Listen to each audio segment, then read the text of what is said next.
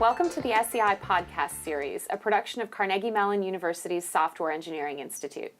The SEI is a federally funded research and development center sponsored by the Department of Defense. A transcript of today's podcast is posted on the SEI website at sei.cmu.edu/podcasts. My name is Eileen Wrubel, and I'm the technical lead for the SEI's Agile and Government team. With me today is Hasan Yasar, who is the technical manager of the Secure Lifecycle Solutions team in the SEI's CERT division. Hasan and his team also regularly publish on the SEI's DevOps blog. Earlier this year, I spoke with Hasan about Secure DevOps, and today we're going to do something a little bit different. Hasan and I are going to talk to you today about Agile and DevOps and how they can be employed together to meet an organization's needs. Hasan, would you do our viewers a favor, tell them a little bit about you and your work? Thanks for the introduction, Eileen. So my team, as you described, and I do DevOps work within SEI as part of the CERT. And my team frequently assess the DoD side specifically and look for their capabilities and how to implement DevOps and how they can include security into their development process and looking for industry best practices and bring into the DoD community specifically, because we saw many other things as well, and it's a totally different environment when we compare a DoD environment because of the highly regulated environments. There are many other restrictions, there are many other policies and security controls which is not applicable in the industry domain. So DevOps term is more about the Fed, but when you try to get more into DoD, it's really changing the concept. So as my team, we're going to help the DoDs in really helping them, putting them DevOps principles in their process. That's the typical work we do in SEI. And now you're doing the Agile work as well, so it's a kind of complementary work you do. It is. We focus primarily on helping with Department of Defense and government program offices who acquire software from commercial or from defense or government laboratories. And we help the folks who have to interact with the software engineering team when that team is using agile processes and agile methods. As you know, you can break the process if you don't have contracts and other business structures that are aligned with the software development and delivery models.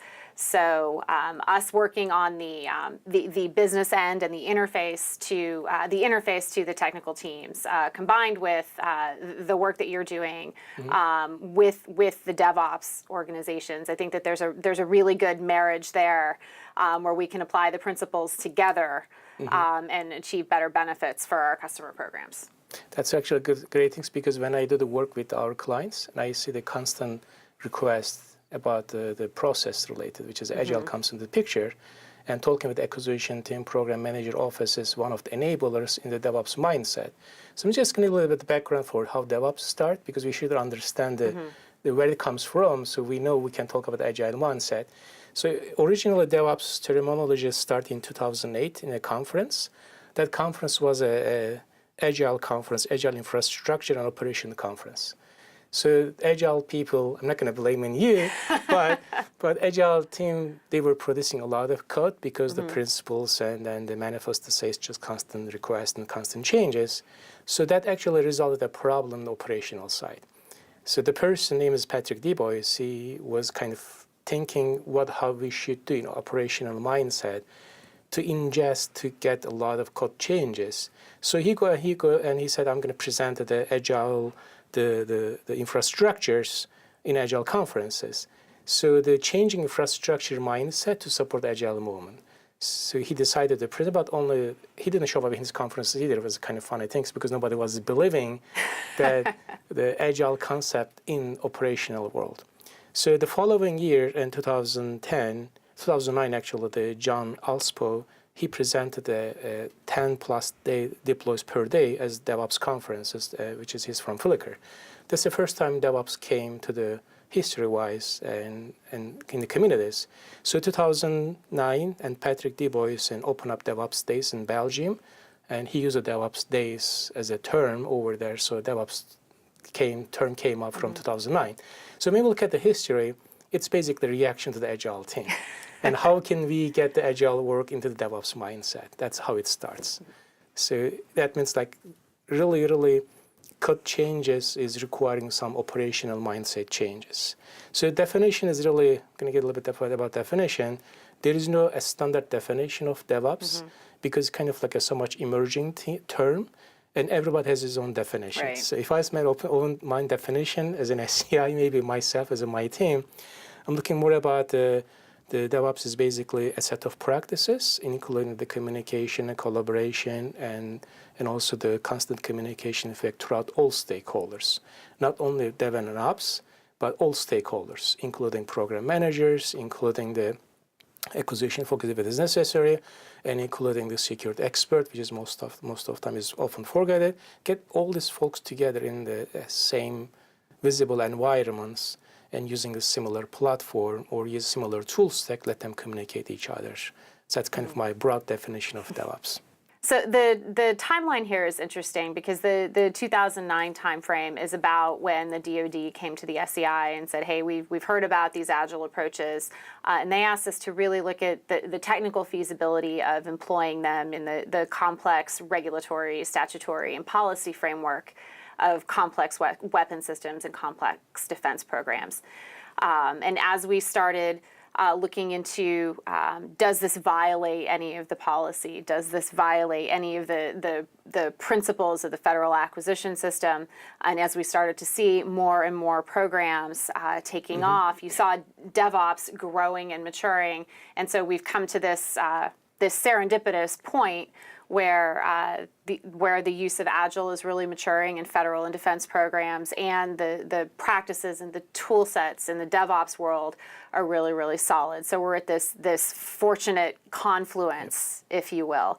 And just as you talked about DevOps coming back to practices and principles, we get asked a lot on the Agile team, just give me a checklist. I need a checklist to see if it's Agile. And we take it back to principle. Yeah, it's a good point, actually. Nobody will say as a process-wise to use these tools and these techniques because that's not the concept of Agile. It's going to be Agile. I'm sure you're the expert. It's more about the policies, more about the process-related. And the mindset of DevOps is utilizing the best practices, utilizing the tool stack, and having a transfer, basically kind of enabler for the Agile thinking, because I heard many stories when I do DevOps assessments. People know how to use Agile techniques or the process-wise. They maybe do the daily Scrum, or maybe do the extreme programming, or maybe the Kanban. However, knowing the techniques is one's requirements, is a kind of like a people process side. But if they don't have any tooling section of it, let's say if they don't have any a deployment pipeline, if there is no a continuous integration, if there is no any wiki pages, anything like that, it's very difficult to communicate. What I see as a problem, like very difficult to communicate with all stakeholders. DevOps comes in the picture, make it a good technology, good process, and good techniques to help the Agile set of thinking and be part of the DevOps process. So that's kind of a good relationship, because when we go and do the DevOps work, and really people has to know the process side of it as well. That's the relationship I see. That's we have been doing a lot of training together with you, right? And teach the people how to use the Agile, and then teach how to use the DevOps mindset. That kind of goes and then together, because if you drop the one things, there is no way to make it other things as successful. Like having a great tool stack that you can set it up. You may set up a perfect CI server. You may set up a perfect issue system, issue tracking system. You may have a great deployment pipeline. Maybe it's all integrated, but people are using it. People means like the business analyst, or you just mentioned the program managers and developer are using it. It is requiring some disciplines, right? Disciplines like the Agile world, what are disciplines that has to be in place so people can take it? Right, we have to do things like change how we write contracts so that we understand how the deliverables are going to be different. And we have to understand that we are going to measure progress and quality of not only the technical product, but of the process that's building it. The way that we exercise that kind of oversight is very different from the way we used to do it. And having the tool sets and having the communications platforms is all a really important part of that. And Agile doesn't get you that by itself, but the tool stacks the tool stacks in your DevOps environment are going to help you go a long way in that regard. I am sure that I'm going to ask that question actually, just came on my mind. If anybody from the program manager perspective, if they say, okay, the Agile says, let's get the stakeholder involvement as early stage. So how are we going to get the user involvement as early stage? User means like the end users. And I'm sure you heard that question in the other context or an environment or maybe high-level environment, how they will connect to the environments or how the Agile team to present where we are as of today or as of this end of the sprint. Did you come up with any question like that? Anybody asking to you? It's a tough nut to crack sometimes because it's all going to look different depending on the operational context, right? If we're building a fighter jet, then that's a very different environment than building a business system. And the way that we can interact with a financial analyst who uses the business system on a day-to-day basis, or a personnel officer who uses the system on a day-to-day basis, that's a much smoother chain of interaction probably than involving a fighter pilot who is climbing in and out of the cockpit every day, and also getting that individual engaged with the development team on a regular basis. And so we've worked with programs in a number of different ways to identify the people and the interaction mechanisms, and whether we involve surrogates from different organizations, what kinds of communications techniques we use. It's really a lot of evidence that it's not just a one-size-fits-all process. That's true. There's no like a blueprint for same thing for DevOps as well. There's no way you can say here's the tool stack or here's the best practices and go take it and use it. There's no like that. It depends on organization, depends on technology, depends on people, depends on whoever the stakeholder it is. But my question is really, when we get the feedback think about the bigger projects, direct from end users, they have to get the feedback. So they're giving feedback on what? The running application, or giving a feedback on a piece of drawing papers, or giving a feedback on what? On how are we demonstrating it? How you demonstrate that? And the Agile principles say they get their feedbacks, right? Right, and getting them as close to some kind of demonstration of the code, whether that's in an integration lab, or whether that's on the desktop in the environment that they're going to be operating in. We do that in a lot of different ways, and sometimes we use proxies for those people. When the larger community is not available, you might see like every 6 months, you might see a user community come together to see the pile of releases that have successively evolved, and see a large-scale demonstration. It's really cool to be at the Pentagon and have somebody watch a demonstration of something being deployed in real life. You said the key word here. You said the very key word. You're going to show something is running. Right. Something is working. To show a user something is running and working, it is much better than something to say, I'm going to work on it. Here's my plan. Here's my PowerPoint slides. Right. Versus, here's the code is working. Here's my background, maybe the framework it is going to work, and present something makes more impact to the user. That's what I see in the DevOps world, because showing a feedback, like showing to the user, end user, or the stakeholders, see something is up and running, and it is giving a trust. It is giving sometimes, like as a human, when we see something is up and running, we may give a feedback directly on application itself, and versus reading the documents. Right. That's the kind of like a DevOps changing the world. It says give the early feedback. How? Is using the techniques like the continuous delivery or continuous deployment as going to the production, and as a mechanisms behind all this in having continuous integration. If multiple teams are working together, and think about the DoD context, there's a systems of systems. There are many systems are working together. If you have a multiple CI line up and running, continuous integration line up and running, so we able to integrate all the systems and then deliver it to an environment, probably a testing or a staging environment, get their feedback. So Agile principles probably says, yes, let's get a feedback. Right. And engagement, you describe it, get engagement. Here's how you do it in a DevOps mindset.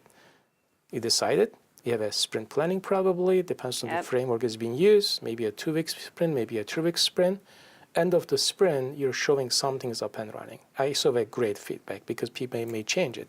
Say, okay, I don't like this, I don't like that, but I was meaning something else, and then I draw something and I change my mind, right? Isn't that the Agile principles? Right. And then having everything riding on an infrastructure that lets us make those course corrections with minimal waste is really where, really where I see all of this coming together. Actually, the program manager related, I think people are not really talking about. So in Agile world, we are saying program manager has to change their thinking. So when they decide like traceable, or I'm sorry, like the tasking on their work. So when they look for tasking on their work, and how they're going to decide, are we done or where are we?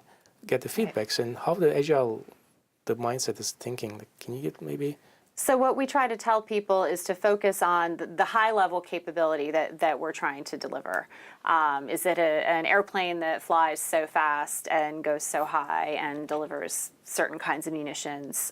What are the high-level objectives that we're trying to deliver? And okay, so we're fixed in that space. We can't do things that violate those conditions. But when we get down to implementing the implementation level decisions, we're trying to centralize the kinds of decisions that are long lasting and have significant economic impact, and then decentralizing decisions that are frequently made and that rely on design and technical expertise. And one of the things that we're trying to work with a lot of our customer programs on is giving careful thought to a decentralized decision-making framework, if you will.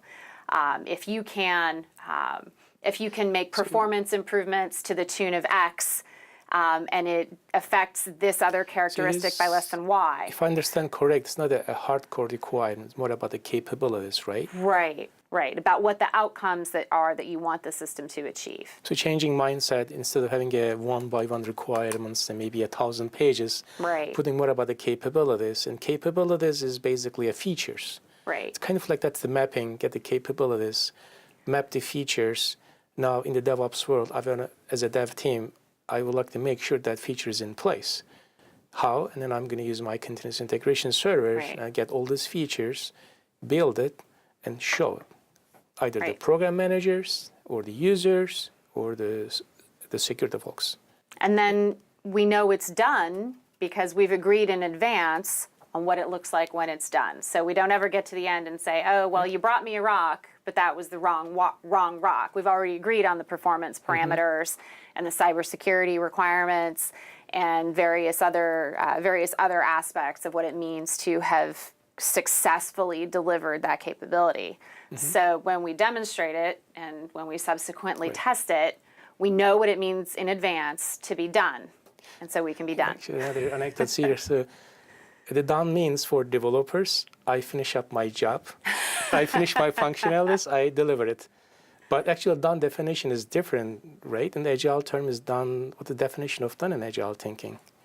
Right, that includes things like I have passed all of many tests. I've got this test coverage. I haven't broken the build. I don't have any defects over such and such severity. I've described what the outcomes need to be, and I have verified those through the testing process that those outcomes have been achieved.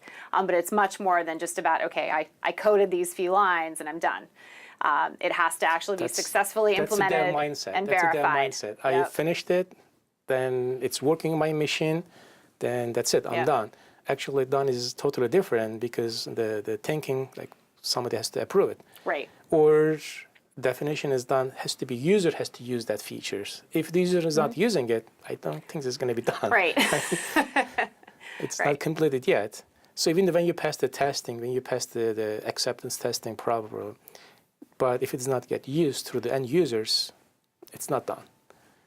So that's kind of like a really, in the beginning of discussion, we said the definition of DevOps is really more broad.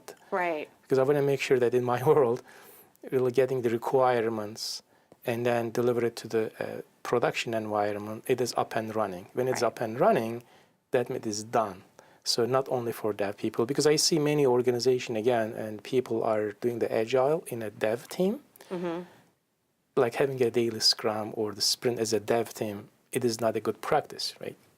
It is only limited to the dev team. Right. it's not just about the development team writing the code and washing their hands of it. And this is why Agile approaches we build in the demo, and we build in the retrospective, and we build in those constant feedback loops, so that if we didn't get it right the first time, we can go back and we only pay a minor time penalty, and all of the DevOps infrastructure gives us the ability to be flexible about those changes. And I guess one of the principles of continuous feedback is already in Agile principles and Agile manifestos, correct? Right, and that sifts through a lot of the principles. We talk about welcoming changing requirements. We talk about business people and developers working together collaboratively throughout the project, and satisfying the customer through continuous delivery of software. See, continuous delivery is already part of Agile principles. In the DevOps world, we are seeing the continuous delivery. We are seeing a continuous integration. We are talking about the continuous deployment. So these are the key principles of DevOps as a techniques that makes all this Agile principle is achievable. Right. If you're going to get the business stakeholders involvement, then a couple techniques I can use, maybe they invite them into the meetings or share documentations, or they show the result direct to the end users or the stakeholders directly. How you do that? You're going to build the code, and then you can test it out, and then deploy into the staging environment. So we talk about the continuous integration as the build server, having multiple systems together and working on it. Then we will do the testing, which the testing is based on the acceptance testing. It may be part of the requirements gathering already. Then after we deliver into the staging environment where the user can see and get the feedback. So the quickest feedback is achievable. It's really important in terms of software development lifecycle. Like if there is a feedback 6 months later, if something wrong, what is the cost of that? Right. And I don't remember what I did 6 months ago. Do you remember what you did 6 months ago? I don't remember either.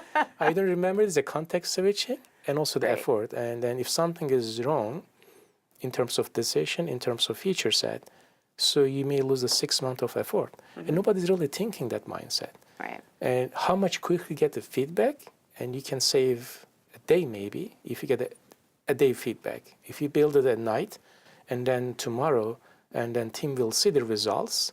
With this day and age, it's possible, like having a continuous delivery, continuous deployment, and we can get a feedback directly from user a day after, and only 1 day of team effort will use it.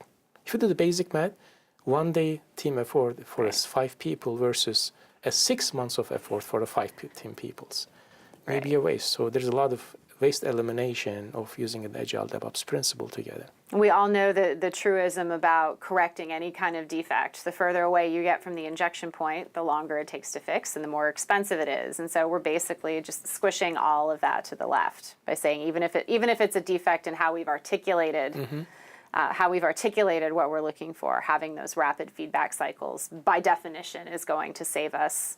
It's going to save us that effort. It's going to buy us economies in terms of time and cost. Right. So for the actually like having a continuous feedback is really in DevOps mindset. There is a idea is more about the continuous of everything. That's the new concept is evolving, because we have a continuous in integration and deliver everything else, and continuous of everything. Everything means like the whatever you do in the software development lifecycle, make it a continuous evolvement, continuous and incremental changes, or the continuous testing, continuous everything basically, including security as well. Do you see any the problems in the security communities? They don't like the agile thinking. What is your take it so far? Did you see any pushback from the security folks?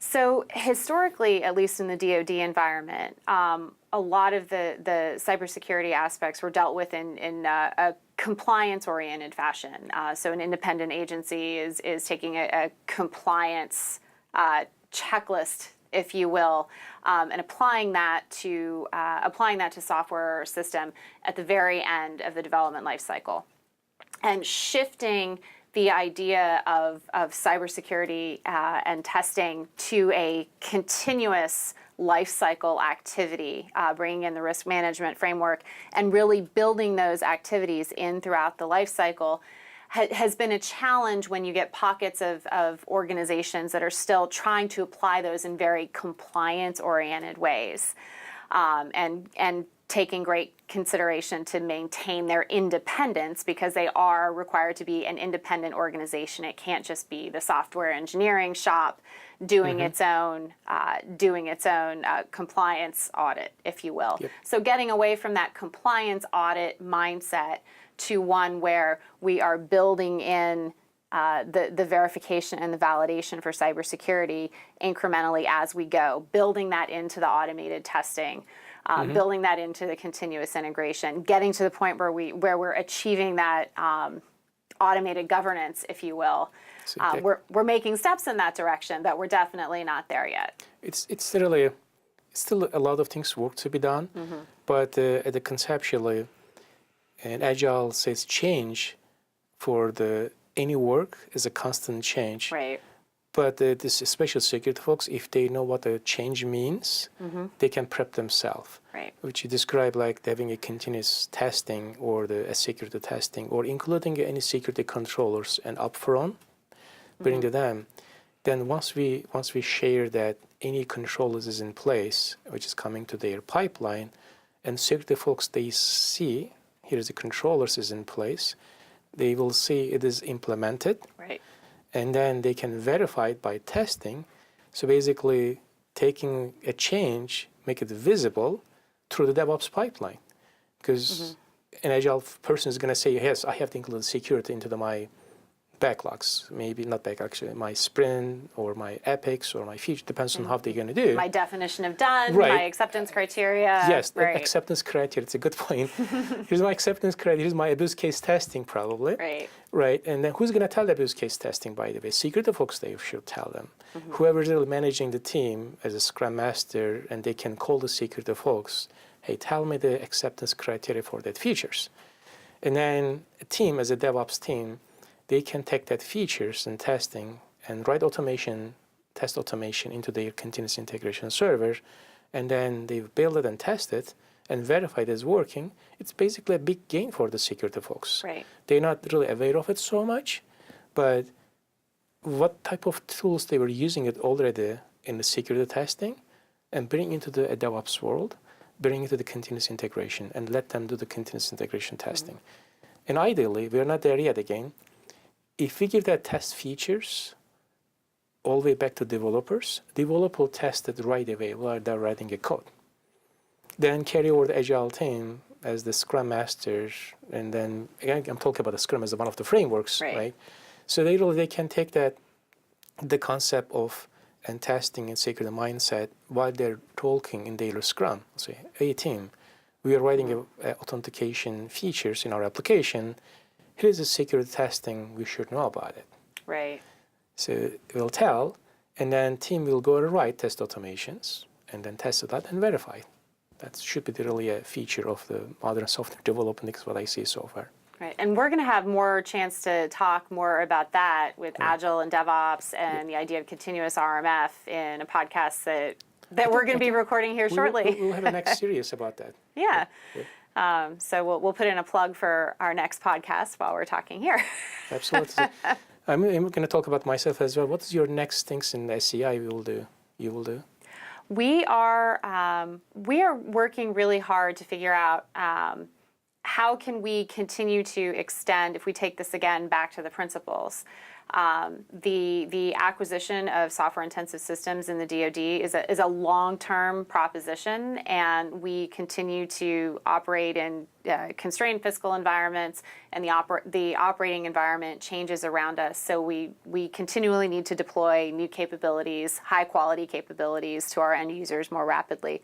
So what we're trying to do is look at really that whole acquisition life cycle, and how can we apply these principles of iterative and incremental approaches to small batches that value flexibility. How do we build that in to various processes throughout the life cycle, not just the software engineering. The software engineering is really only one piece of what it takes to successfully deploy a software reliant system. So that's really what we're trying to focus on, is how how broadly across that frontier can we apply those principles? And DevOps is going to here help you, especially like helping for what I do as a segue to what I do.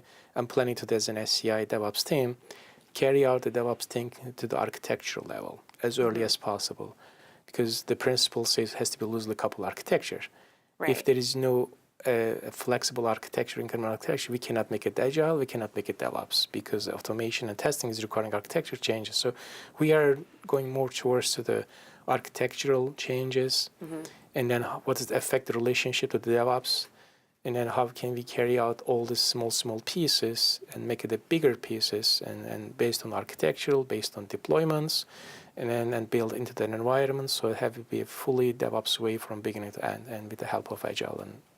And we do the more training as well. And I believe we're going to do the collective training as well. Yes. A lot. I'm excited. A lot. Yes. Because, as I said, like telling the people tool side of it and practices, but they have to know the policy side of it. They have to know how to do it and how to use it. It's requiring some disciplines. And one thing that we see a lot, that I'll put in a plug for, we see people say, okay, DevOps, that's the thing we do at the end. Like we're getting ready to figure out the intersection to getting things deployed. Let's bring in the DevOps team at the end. And that's exactly the opposite of what we're trying to do. We're trying to start at the very beginning and say, well, what does continuous integration mean here? And how can we benefit from this even before we've ever written a line of code, before we've completed any concepts on the architecture? The good thing is, like, once we build up the DevOps pipeline, it's only one-time job. And then building on top of the features, applications, once we have the good deployment pipeline, you can add all the other features or the application related with agile mindset. And I kind of describe DevOps as building a highway. Once we build up the highway, we have people riding a car on it with agile mind thinking. There we go. And they're driving the car fast enough to get there, but not so fast that if they need to make a right-hand turn, they lose control of the car. That's really what we're getting at. Checks and balances is in place in that road, so we can really monitor it. Great. Well, Hasan, thank you so much for sitting down with me today. This is a lot of fun for me. I can't wait till our next talk on Agile and DevOps. And it was a great discussion with you. I really enjoyed it. Thank you so much. Thanks. Hasan and his team regularly author posts on the SEI's DevOps blog at insights.sei.cmu.edu/DevOps. And please know that we will provide links to all of the resources mentioned in today's podcast in the transcript. This podcast is available on the SEI website at sei.cmu.edu/podcasts, as well as Carnegie Mellon University's iTunes U channel and the SEI's YouTube channel. As always, if you have any questions, please feel free to contact us at info.sei.cmu.edu. Thanks.